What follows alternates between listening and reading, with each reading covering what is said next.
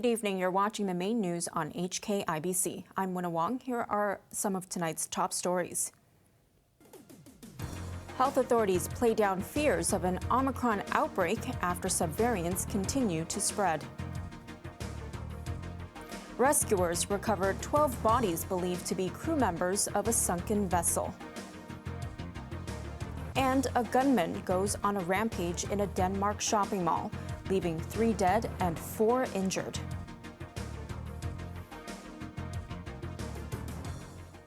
Health authorities have assured people do not need to worry too much about the B.8.4 and B.8.5 Omicron subvariants, as long as severe cases and death rates remain low.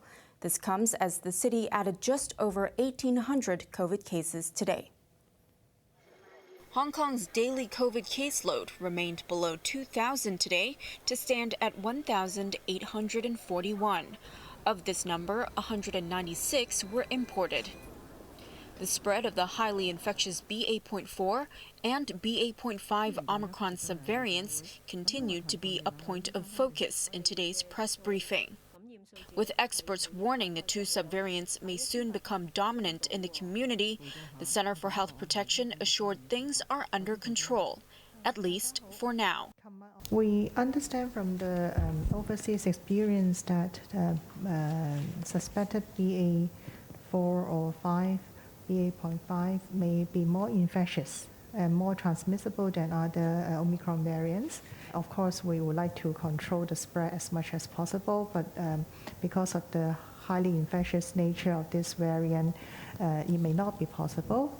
That's why we will concentrate on monitoring the severity of this illness, and as long as it is not, we are fully vaccinated, and the proportion of severe and death cases are low, and we may not be as worried as that.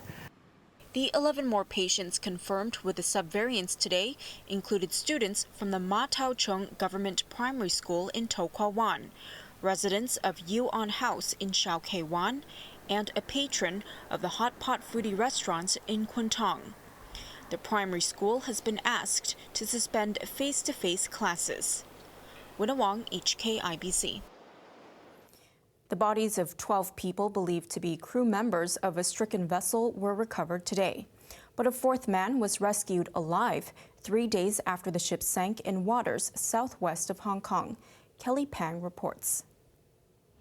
On the 3rd day of the massive search and rescue mission, the Guangdong Maritime Search and Rescue Center confirmed that a 4th sailor has been saved. The man wounded his right knee, but state broadcaster CCTV said he is in a stable condition. But hours after the good news broke, mainland authorities reported the discovery of 12 bodies, about 50 nautical miles southwest of the sunken vessel. Their identities were being verified. With the latest discovery, 14 crew members are still missing. The industrial vessel had been working in the South China Sea when it sailed into rough seas caused by Typhoon Chaba. The ship eventually snapped in half, forcing most crew members to jump into the water. Kelly Pang, HKIBC. The Labor Department has been urged to step in after at least 9 eateries suddenly wound up last week, leaving dozens of workers jobless and without any means to recoup their wages. Maisie Mock reports. In a nasty surprise, dozens of workers went out of work last week after 9 restaurants run by Asia Catering shut down without prior notice. The company's website went offline at about the same time. Some of the staff have since sought assistance from a labor union, hoping to recoup their lost wages and compensation. Wong Pitman of the Eating Establishment Employees General Union slammed the catering group for not showing any conscience after the management went missing. The union estimated over 100 workers have been owed in excess of $5 million. This woman, who was owed 1 month's wages, said she also found out the company had stopped making contributions to her mandatory provident fund account since last year. Employers are required by law to make monthly payments into the retirement fund. The Labor Department said it is still trying to contact the employer.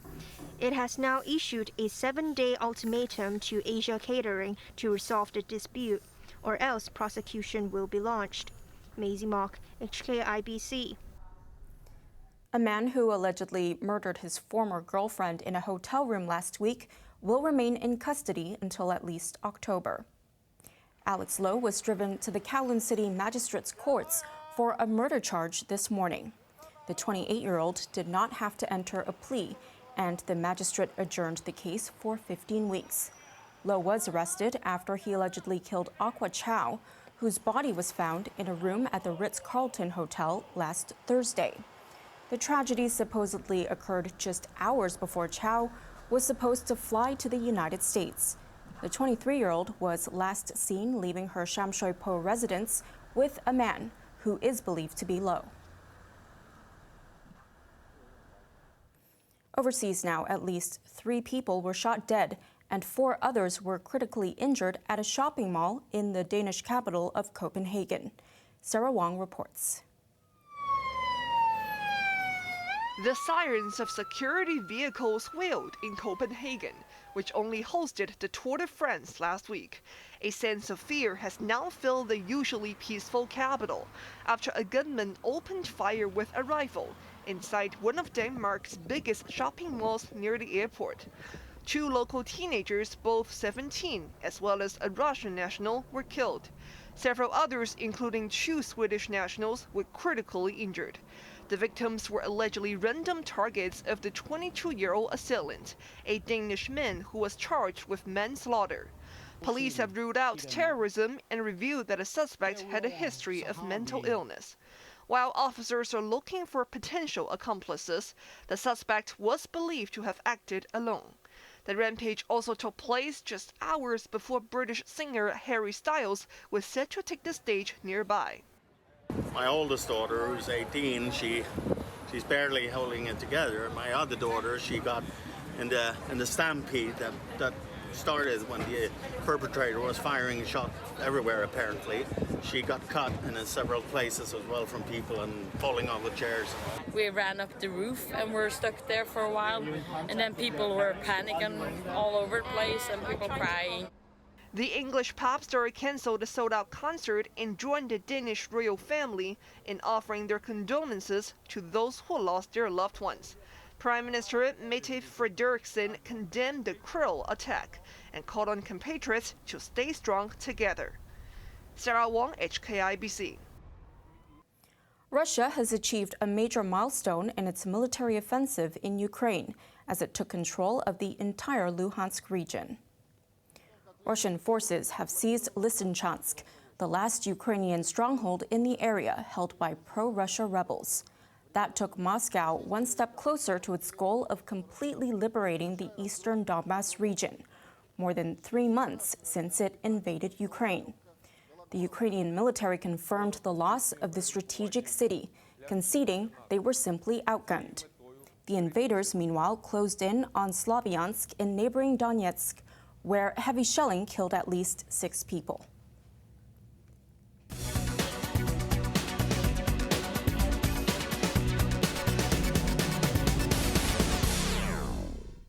The Stock Connect scheme between Hong Kong and mainland markets has been expanded to include exchange-traded funds, or ETFs. The chief of the Hong Kong Bourse is confident the tweak will lure more capital from overseas. This is the beginning of an exciting new phase. International investors will have the opportunity to gain much more exposure to the mainland ETF market. Mainland investors will have many more opportunities to diversify their portfolio through a cost-efficient, transparent, and flexible investment vehicle. ETFs are one of the fastest-growing segments on our markets. The AUM of Hong Kong-listed ETFs has reached a record high of over 430 billion Hong Kong dollars. Average daily turnover has exceeded 11 billion Hong Kong dollars. A look at the charts now. The Hang Seng Index was down 29 points.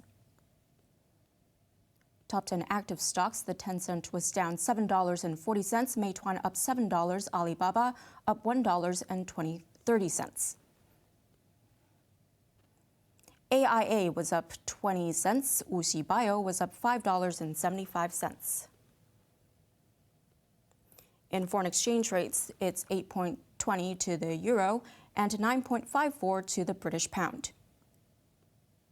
And in foreign markets, the UK FTSE is up 84 points. And finally tonight, 25 years since Hong Kong returned to Chinese rule, signs of the city's colonial days can still be found across town. They include some unassuming post boxes on the streets, and history buffs are fighting to preserve these pieces of history.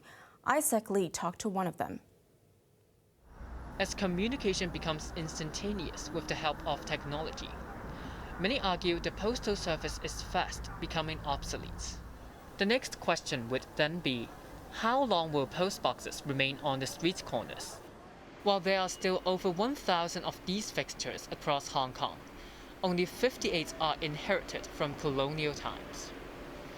This post box in Yau Yat Chun in Kowloon Tong, for example, features the royal monogram of King George V. The royal cipher here is very different from those found in the United Kingdom, and we thought that this particular box was manufactured locally in Hong Kong because we cannot find anywhere else in the world or the British colonies that they have this kind of cipher on the post boxes. Apart from symbols, Wu said colonial letterboxes have more peculiar features. The one on the peak is a pillar box, which got its name from the freestanding design. In the UK, there are several types of post boxes they have tried before, but they found that this type of pillar boxes would be the most effective one in terms of its capacity and in terms of the blockage issue when the postman collected those letters. The government stopped importing pillar boxes from Britain after the 1980s due to high shipping costs. 34 of them remain in service, but some pro-establishment groups have suggested covering up the royal symbols, since Hong Kong is no longer a colony. But just like many other history buffs, Wu disagreed. I'm not sure about their intention to make such a change to the original shape or the appearance of the pillar boxes. It's like all other historical buildings or some monuments or even some intangible heritages. They are kind of historical fact that we would like people to know more about the history that we have gone through. This unique-looking post box is designed to fit on a lamppost, perfect for Hong Kong where space is a premium. But its very limited capacity made it impractical, and therefore around 70 of these were phased out by 1997. For those of you who wish to find out how small it is, come check it out at the General Post Office in Central. Isaac Lee, HKIBC. Finally, the weather staying cloudy tomorrow with occasional showers and thunderstorms. Temperatures will range between 27 and 30 degrees. The gloomy conditions will improve towards the weekend. Now let's take a look at the weather around the world.